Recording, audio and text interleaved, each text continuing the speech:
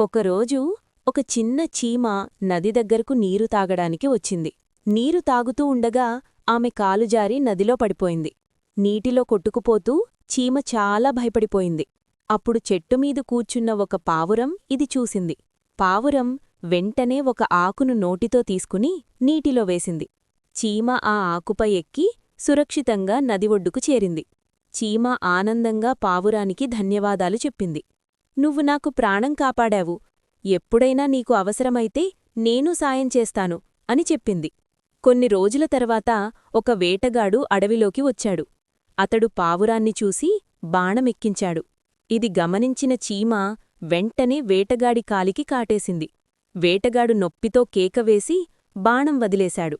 ఆ శబ్దం విన్న పావురం వెంటనే ఎగిరి వెళ్ళి తన ప్రాణాలు కాపాడుకుంది. చీమ తన మాట నిలబెట్టుకుంది. పావురం చీమకు కృతజ్ఞతలు తెలిపింది. మంచి చేసినవాడికి మంచి తప్పక తిరిగి వస్తుంది.